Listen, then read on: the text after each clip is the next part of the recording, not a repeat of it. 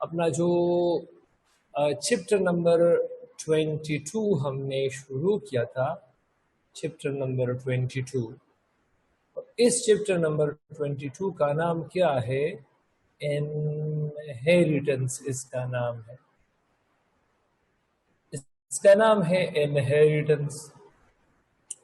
और ये जो इनहेरिटेंस है, इस इनहेरिटेंस में हमने कुछ पार्ट्स डिस्कस किए थे।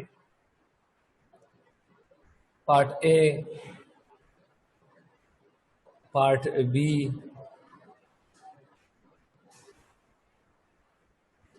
पार्ट सी,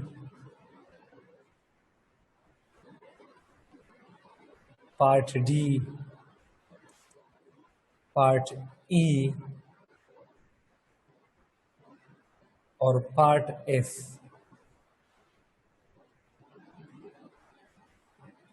अगर इसको आप पार्ट्स पे डिस्कस करोगे, एक्सप्लेन करोगे, तो ये आपके साथ इंतहाई आसान हो जाएगा। ये पार्ट ए हमने मेंडेलियन जेनेटिक्स डिस्कस किया था। मेंडेलियन जेनेटिक्स, और ये मेंडेलियन जेनेटिक्स हमने क्लियर किया था। पार्ट बी फिर हमने शुरू किया और वो था नॉन मेंडेलियन जेनेटिक्स। अब इस नॉन मेंडेलियन जेनेटिक्स में हमने इनकम्प्लीट डोमिनेंसी, कोडोमिनेंसी और ओवर डोमिनेंसी, ये हमने डिस्कस किया। पार्ट सी में हमने multiple allelic phenomena, ABO blood grouping और जो RH फैक्टर था वो हमने डिस्कस किया। पार्ट डी में हमने डिस्कस किया gene interaction. Remember, this is actually the interaction between two genes occupying different loci. और पार्ट ई में मैंने डिस्कस किया polygenic interaction. It is actually the interaction between more than two genes, polygenic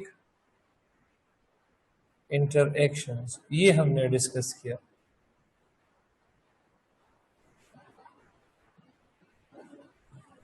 और part F ये हमने कल शुरू किया था, जीन लिंकेज।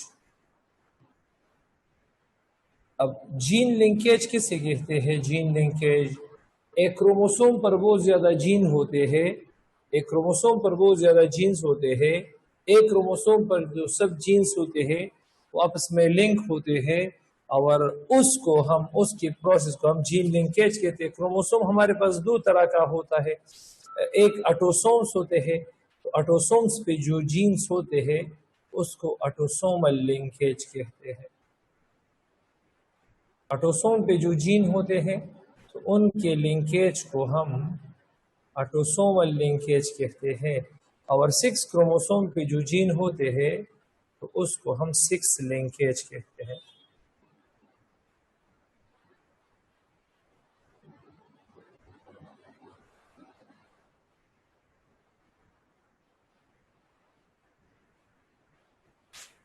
ये genes, link genes on 6 chromosome ये है।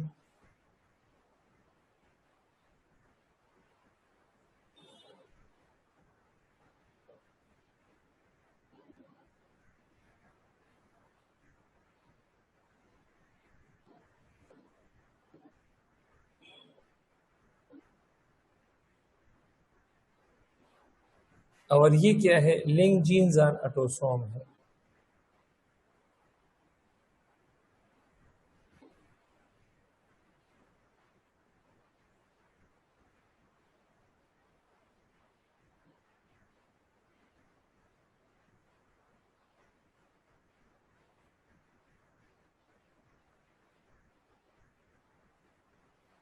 तो ये हमने डिस्कस किया था। इसके बाद अब इसमें तो काम बाकी है, और इसके बाद जो लास्ट पार्ट होगा इस चैप्टर का, पार्ट जी, तो वो होगा 6 लिंकेज। जो लास्ट पार्ट हम डिस्कस करेंगे तो वो होगा पार्ट जी, और पार्ट जी में हम डिस्कस करेंगे 6 लिंकेज को।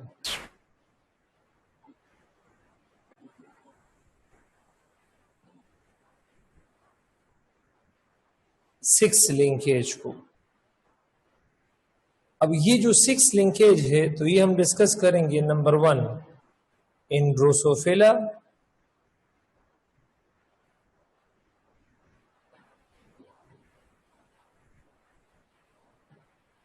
और दूसरे नंबर पर ये हम डिस्कस करेंगे in humans.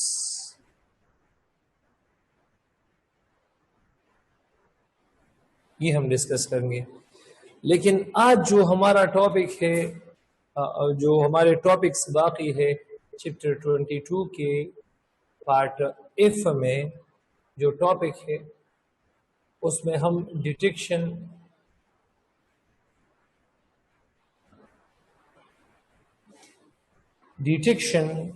Of link jeans या लिंकेज,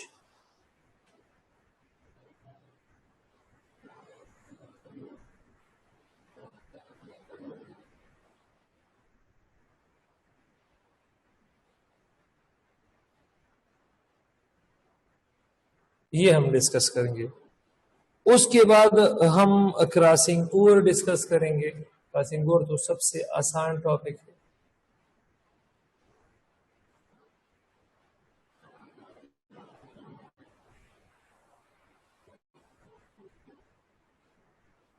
फिर रिकम्बिनेशन फ्रीक्वेंसी होगा।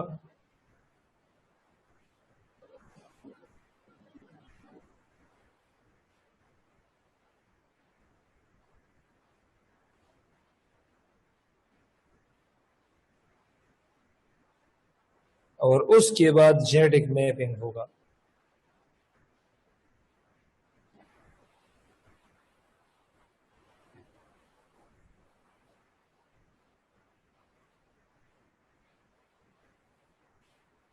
चलिए शुरू करते हैं डिटेक्शन ऑफ जीन लिंकेज।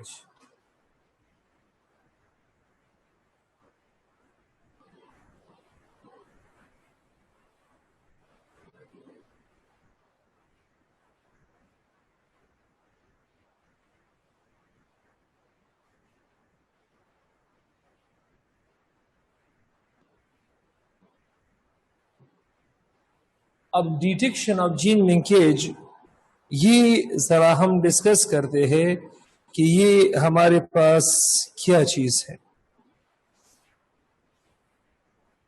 इस प्रोसेस को 1910 में डॉक्टर T.H. मॉर्गन ने प्रेजेंट किया था। Doctor T.H. मॉर्गन ने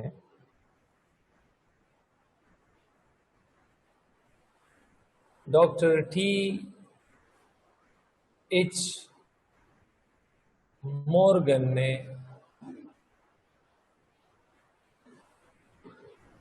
डाई हाइब्रिड क्रॉस किया। Die hybrid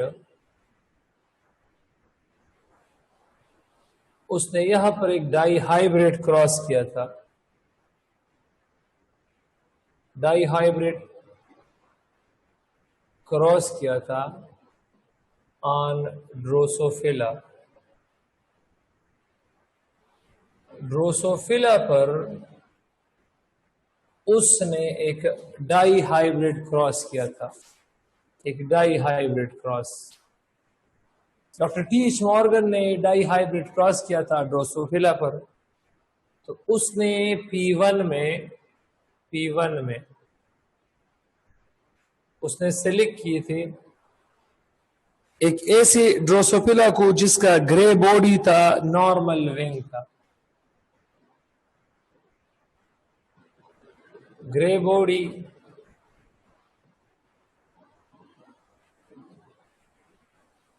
normal wing. Normal wing बड़े होते हैं, ग्रे बॉडी। उसने इसको क्रॉस किया था ब्लैक बॉडी वेस्टेजियल विंग।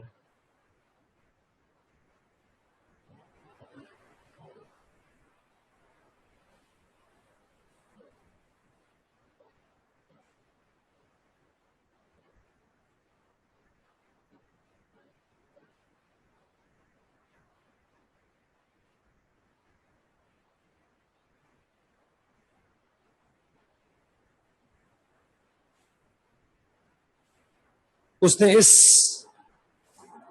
ये क्रॉस किया था। अब ग्रे बॉडी को उसने ग्रे बॉडी को के लिए उसने बी प्लस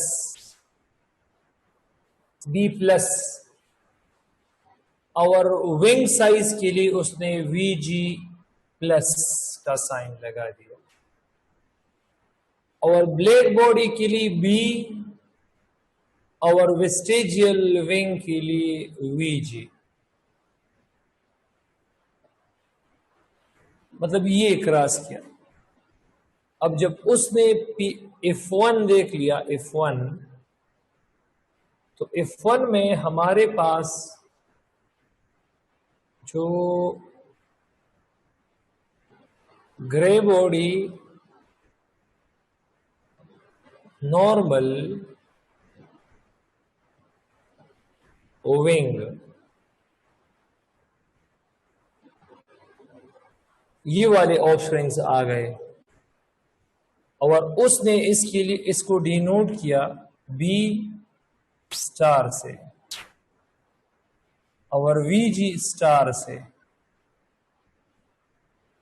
मतलब ये हाइब्रिड था तो इसलिए उसने स्टार से। अब उसने he then perform a test cross, he then perform a test cross. फिर उसने टेस्ट क्रॉस किया, टेस्ट क्रॉस। अब टेस्ट क्रॉस में मैंने आपको बताया था कि आपने हाइब्रिड को क्रॉस करना होगा रिसेसिव पेरेंट के साथ। तो ये मेरे पास डोमिनेंट है क्योंकि F1 में इसकी अपीयरेंस हो गई है और ये मेरे पास क्या चीज है, रिसेसिव है, क्योंकि ये F1 जनरेशन में सप्रेस हो गए हैं। तो यहां पर हमारे पास P2 बन गए, P2। अब P2 क्या चीज है? अभी हमारे पास ग्रे बॉडी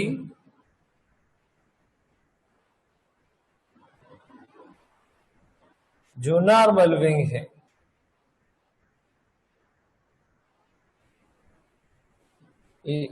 ये मतलब वही B* VG*,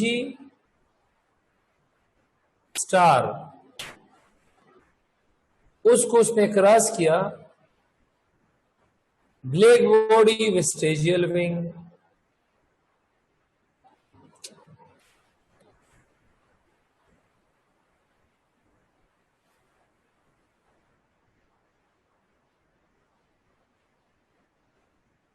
किसके साथ क्रॉस किया शाबाश? ब्लैक बॉडी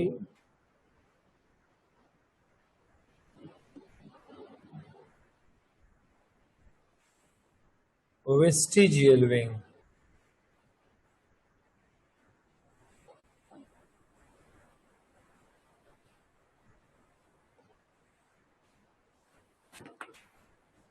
उसके साथ उसने इसको क्रॉस किया और जब क्रॉस किया तो हमारे पास जो F2 है,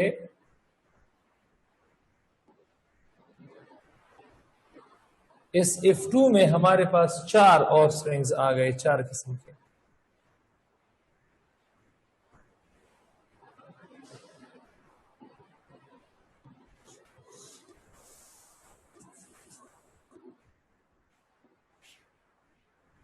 अब उसने मतलब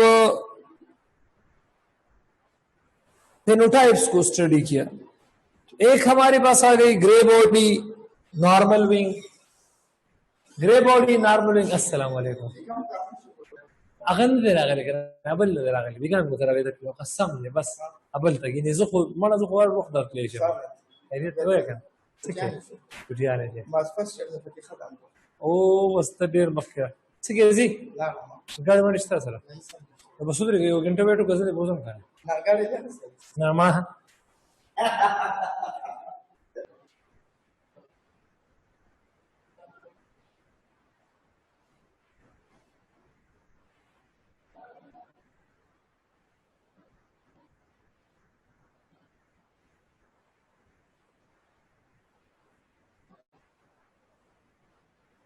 दूसरा हमारे पास आया ब्लैक बॉडी वेस्टिजियल विंग।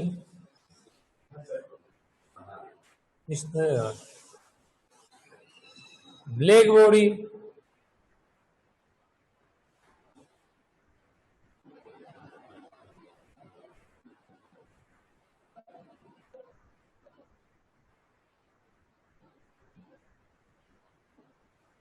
अब ये ग्रे बॉडी और नॉर्मल विंग और ब्लैक बॉडी वेस्टिजियल विंग, ये हमारे पास पेरेंटल है। अब ये हमारे पास पेरेंटल है, ये हमारे पास पेरेंटल है। पेरेंटल, पेरेंटल का मतलब क्या है? अगर आप लोग देख लो तो P1 में भी हमारे पास ग्रे बॉडी नॉर्मल विंग है, ब्लैक बॉडी वेस्टिजियल विंग है, और P2 में भी grey body normal wing, black body vestigial wing. तो ये दोनों हमारे पास कहां पर मौजूद है? P1 और P2 में मौजूद है। ये दोनों P1 में भी मौजूद है और P2 में भी मौजूद है। तो जो चीजें P1 और P2 में मौजूद होंगे पेरेंटल टाइप कहलाएंगे, और जो मौजूद नहीं है P1 P2 में तो उसको रिकम्बिनेंट कहलाएंगे। रिकम्बिनेंट, जिस तरह हमारे पास ग्रे बॉडी वेस्टिजियल विंग,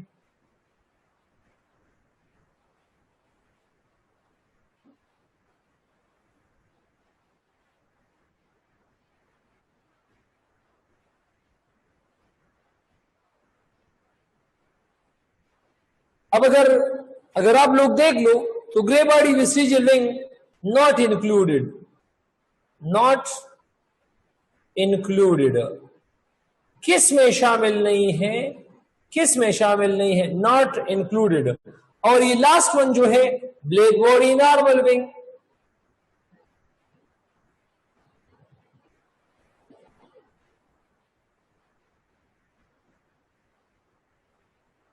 तो ये मौजूद नहीं है। किस चीज में मौजूद नहीं है? Not included in P1 and P2, जो P1 और P2 में नहीं। अब ग्रे बॉडी नॉर्मल विंग है लेकिन grey body vestigial wing P1 P2 में नहीं है। ब्लैक बॉडी वेस्टिजियल विंग है लेकिन black body vestigial wing, black body normal wing ये नहीं है। तो ये रिकम्बिनेंट कहलाते हैं। रिकम्बिनेंट, ये रिकम्बिनेंट कहलाते हैं। ये रिकम्बिनेंट कहलाते हैं। रिकम्बिनेंट। अब जो उसने एक्सपेरिमेंट किया था तो ग्रे बॉडी नॉर्मल विंग ये आए थे 965 ड्रोसोफिलास आए थे, ये 944 आए थे,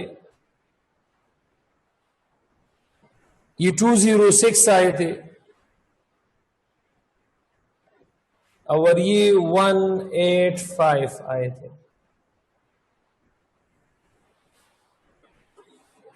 तो अगर आप लोग देख लो पेरेंटल ज्यादा आ गए हैं। पेरेंटल, अब इन दोनों को अगर आप लोग ऐड कर दो, इन दोनों को, तो ये 19 पेरेंटल टाइप 1909 आते हैं। और रिकम्बिनेंट्स को अगर आप लोग ऐड कर दो, इन दोनों को अगर आप लोग ऐड कर दो तो ये 391 आते हैं। 391 आते हैं। अब हमारे पास मोर पेरेंटल है, लिस रिकम्बिनेंट है। अगर मोर पेरेंटल लिस रिकम्बिनेंट हो तो ये हमारे पास इनकम्प्लीट लिंकेज कहलाता है। अगर हमारे पास मोर पेरेंटल आ जाए, अब यहां पेरेंटल टाइप F2 में कितने हैं? 1909, और रिकम्बिनेंट्स कितने हैं? 391 एंड लेस रिकम्बिनेंट्स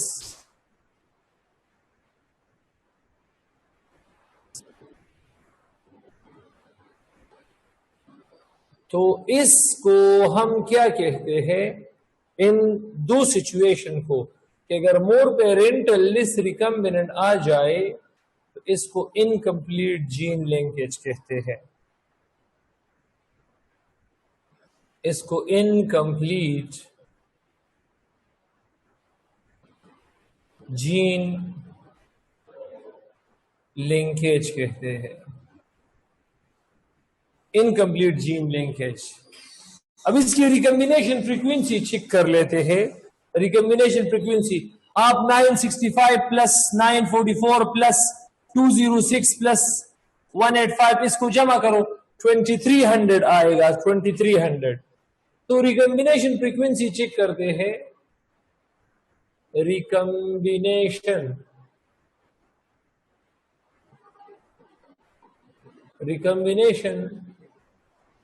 फ्रीक्वेंसी चेक करते हैं। अब रिकम्बिनेशन फ्रीक्वेंसी पेरेंटल का चेक कर लेते हैं। Parental divide by total into 100। अब पेरेंटल है 1909 और टोटल को 965, 944, 206 और 185 इसको जमा करो तो 2300 इंटू 100। इससे आपके पास आएगा 83%। अब रिकम्बिनेशन फ्रीक्वेंसी चेक करते हैं। रिकम्बिनेशन फ्रीक्वेंसी चेक करते हैं।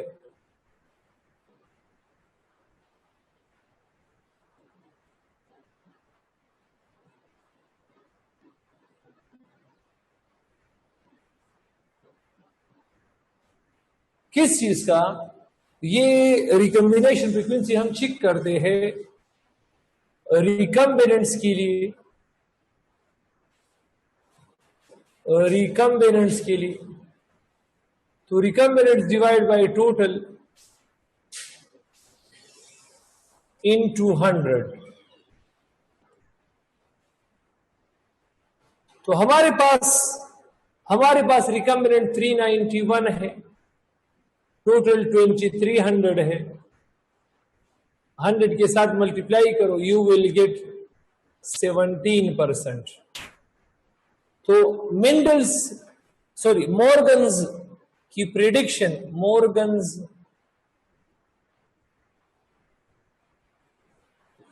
Prediction during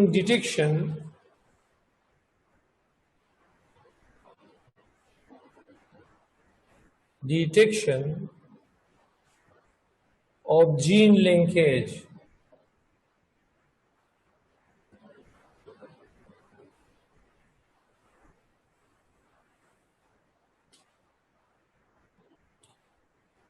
Morgan's predictions during detection of gene linkage। तो मॉर्गन के मुताबिक अगर हमारे पास all if two offsprings shows, अब if two में 4 ऑफस्प्रिंग आए हैं, 4 ऑफस्प्रिंग्स, जरा यहां देखो 4। अब if two में कितने आए हैं शाबाश? 4 आए हैं।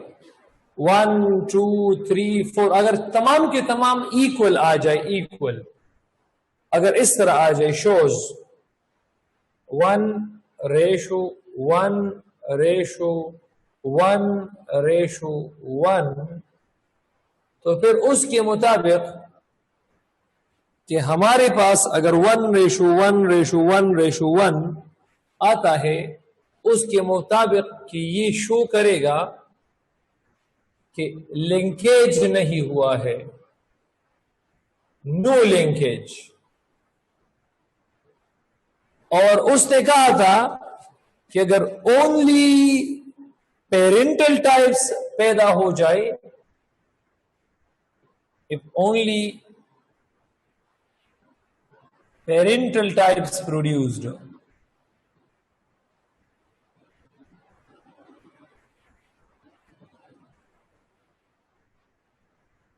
अगर सिर्फ और सिर्फ पेरेंटल टाइप पैदा हो जाए, दैट इज, तो फिर क्या होगा? शाबाश, तो फिर हमारे पास होगा कंप्लीट जीन लिंकेज।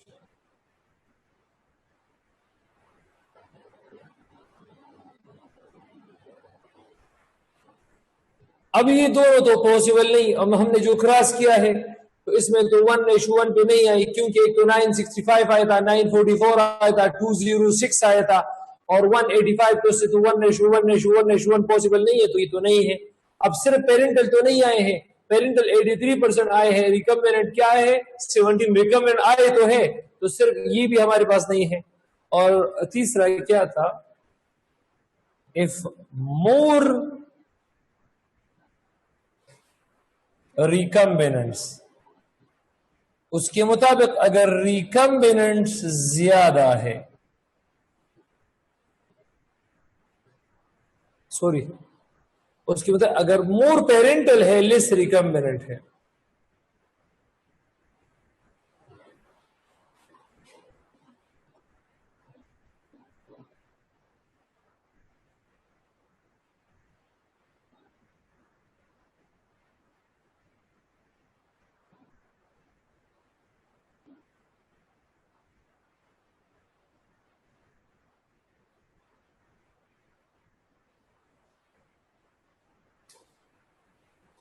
तो इसको इनकम्प्लीट लिंकेज कहते हैं। तो ये तो इनकम्प्लीट लिंकेज था, इनकम्प्लीट लिंकेज, क्योंकि इस पे पेरेंटल ज्यादा आए हैं। पेरेंटल कितने ज्यादा आए हैं? ऊपर रिकम्बिनेशन फ्रीक्वेंसी में मैंने बताया है 83% आए हैं, और लेस रिकम्बिनेंट्स आए हैं, वो मैंने समझाया था कि वो 17% आ गए हैं। इसको इनकम्प्लीट जीन लिंकेज कहते हैं, इनकम्प्लीट जीन लिंकेज। और इनकम्प्लीट जीन लिंकेज का काज ये मॉर्गन को पता नहीं था। Morgan did not know the mechanism of in real mechanism.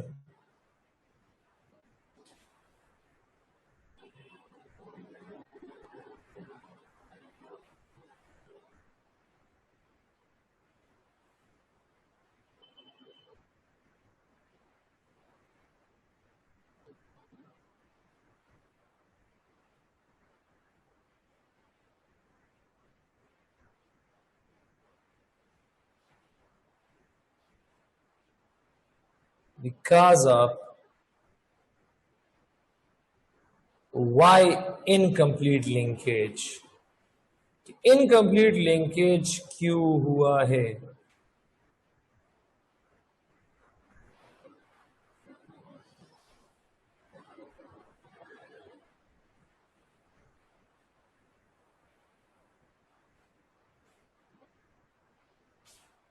ये क्यों हुआ है?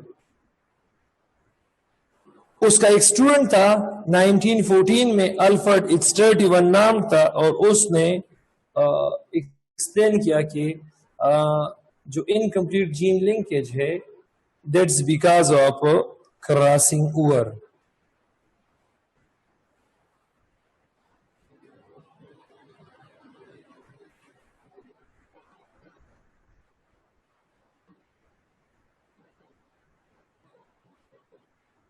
One of Morgan student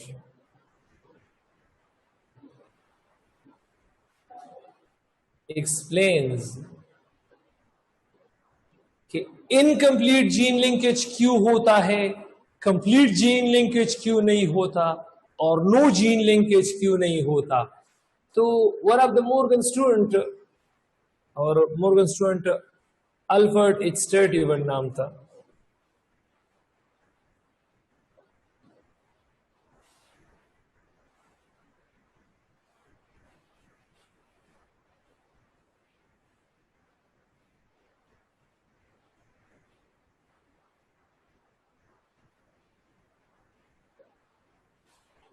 one of the Morgan student Alfred H Sturtevant नाम था, और क्या नाम था शाबाश, अल्फ्रेड एच स्टर्टीवंट, ये नाम था उसका।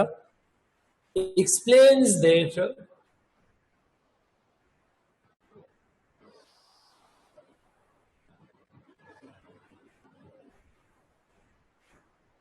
that incomplete gene linkage, कि जो incomplete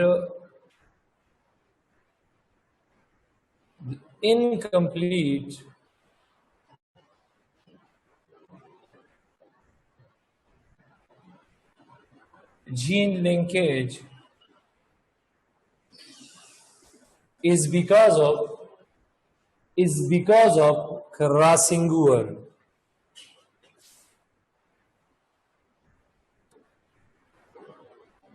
Is because of crossing over, ये क्रॉसिंग ओवर की वजह से होता है।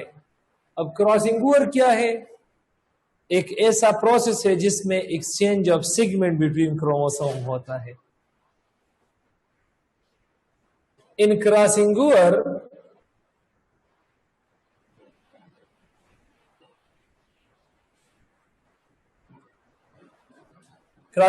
में क्या होता है? एक्सचेंज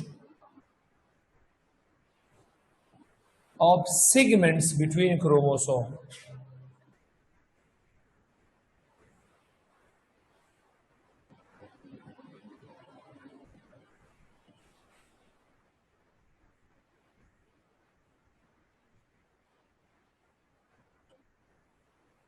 अगर क्रोमोसोम में सेगमेंट एक्सचेंज नहीं होता तो फिर दो पॉसिबिलिटी ठीक होती, या तो जीन लिंकेज ना होता या कंप्लीट होता।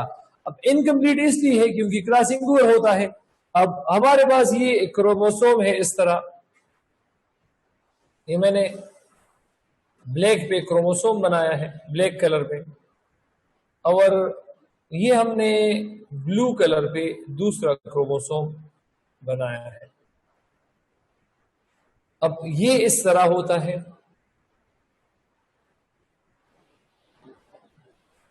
अब इस तरह होता है,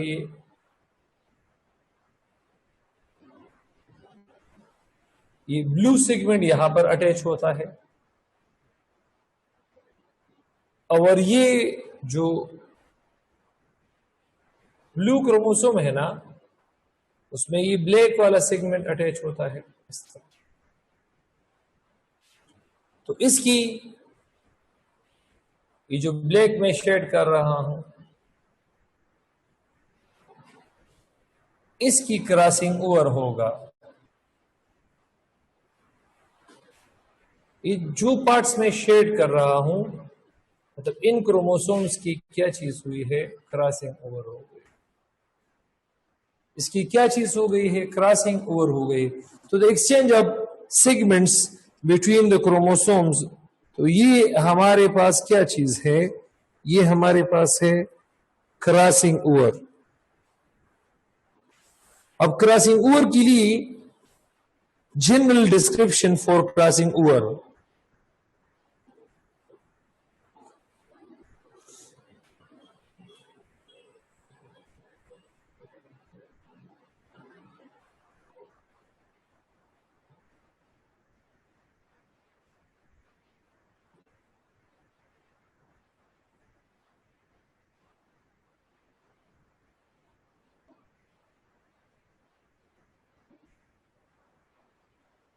general description for crossing over. तो जनरल डिस्क्रिप्शन ये है कि जितना हमारे पास जीन्स दूर लोकेट होंगे तो उसकी क्रॉसिंग ओवर की प्रोबेबिलिटी ज्यादा होगा।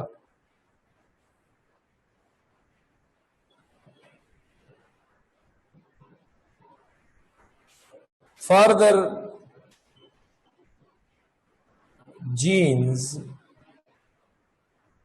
has more या high probability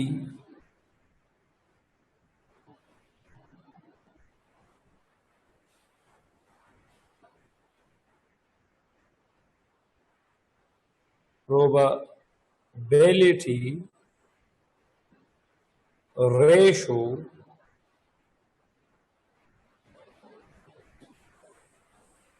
for crossing over। जितने हमारे पास, अब इसमें मैं यहां कुछ एडिशन करूंगा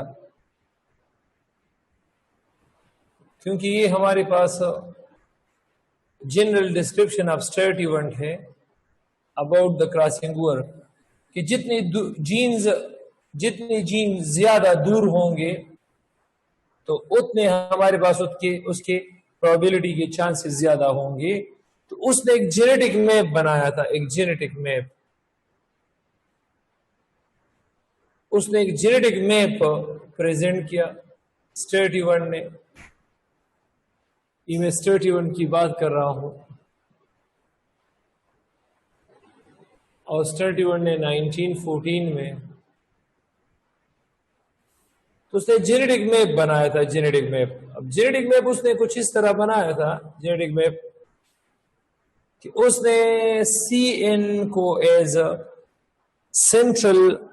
सेंट्रल जीन लिया था। CN ये सेनेबर जीन है जो कि शाइनिंग या brightness in the eyes of Drosophila को डिनोट करता है, रिप्रेजेंट करता है, जिसको हमने ओवर डोमिनेंस में पढ़ा था। ओवर डोमिनेंस में रेड आई ड्रोसोफिला को व्हाइट आई ड्रोसोफिला के साथ जब हमने क्रॉस किया तो ब्राइट रेड आइड ड्रोसोफिला आया। तो ब्राइटनेस आइज को कौन प्रोवाइड करता है?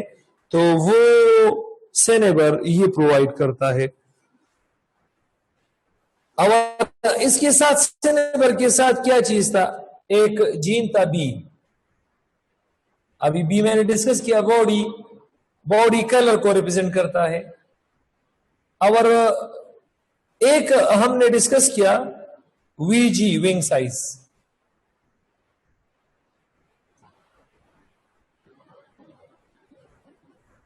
वीजी, अब जब उसने मतलब डिस्टेंस को नोट किया, डिस्टेंस को, तो CN और B इसके दरमियान जो रिकम्बिनेशन फ्रीक्वेंसी था, रिकम्बिनेशन फ्रीक्वेंसी, तो ये हमारे पास 9% था। और VG और CN के दरमियान जो रिकम्बिनेशन फ्रीक्वेंसी था तो वो 19.5% था। तो इसमें देखो, अब इस रूल पे आ जाओ कि द फार्दर अपार्ट जीन्स, इसमें जो प्रोबेबिलिटी है, प्रोबेबिलिटी ऑफ क्रॉसिंग ओवर, मतलब यहां प्रोबेबिलिटी ऑफ क्रॉसिंग ओवर, तो पहला हमारे पास क्या चीज है? CN VG। इसकी प्रोबेबिलिटी CN एंड VG, इसकी प्रोबेबिलिटी मतलब ज्यादा होगी क्योंकि इसमें डिस्टेंस ज्यादा है। और ये दूसरा जो हमारे पास दूसरे जो हमारे पास है B एंड CN,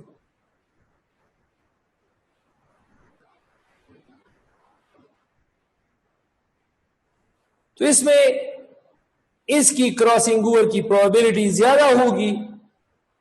यहां ज्यादा के लिए मैंने 3 टिक्स लगा दिए हैं। और इसकी कम होगी या नहीं होगी, तो ये CN VG प्रोबेबिलिटी इसकी ज्यादा होगी। B और CN की प्रोबेबिलिटी के चांसेस को कैंसल आउट करता है। ये इसकी प्रोबेबिलिटी के चांसेस को कैंसल आउट करता है क्योंकि यार इन दोनों की डिस्टेंस कितना है? 9.5%। और इसकी कितना है? शाबाश, 9%। तो ये इस तरह है। तो इसकी प्रोबेबिलिटी ज्यादा होगी और इसकी कैंसल आउट हो जाएगी। अब अगर आप बी और वीजी में देखो तो 9 और इसको जमा करो 18.5% आता है। 18.5% कितना आता है शाबाश। अब अगर इन दोनों को जमा करो तो 18, लेकिन अगर इसको और इसको अब देख लो तो ये 17% आता है। अब क्रॉसिंग ओवर ये कुछ डिस्टेंस कम करता है। ये कुछ डिस्टेंस क्या कम करता है, तो जरा ये मैं लिख देता हूं।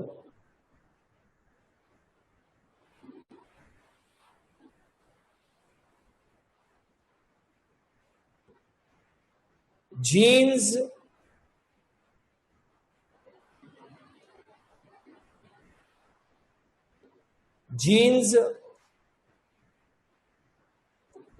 after crossing over, ये जीन जब क्रॉसिंग ओवर करता है,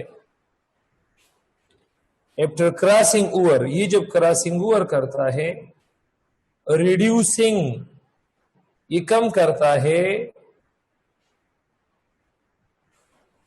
द टोटल सम डिस्टेंस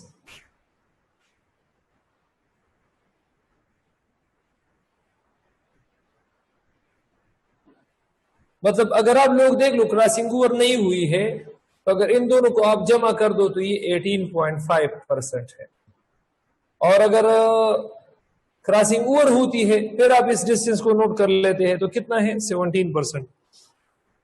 तो इसीलिए साइंटिस्ट क्रॉसिंग ओवर के बाद कुछ डिस्टेंस ऐड करते हैं मैप कंस्ट्रक्शन के दौरान। इस तरह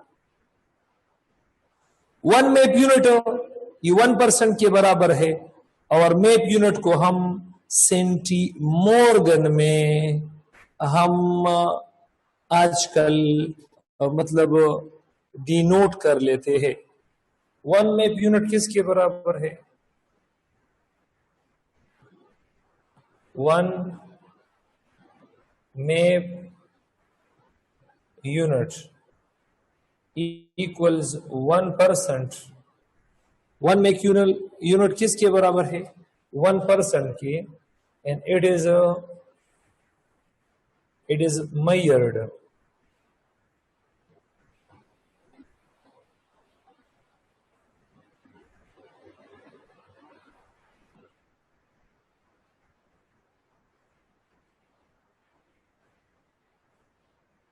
in centimorgan।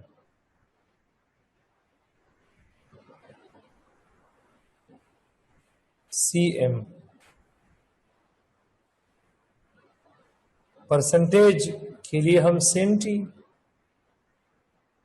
और मॉर्गन ने इस काम को शुरू किया था क्योंकि उसने इसको कंप्लीट नहीं किया था, उसके शागिर्द स्टर्टीवर्ड ने इसको कंप्लीट किया, लेकिन उसने अपने इस काम को अपने टीचर को डेडिकेशन के लिए प्रेजेंट किया। तो ये क्या था हमारे पास, ये हमारे पास था detection of gene linkage, crossing over, recombination frequency and genetic map units. तो ये हमारे पास आई थिंक क्लियर होगा।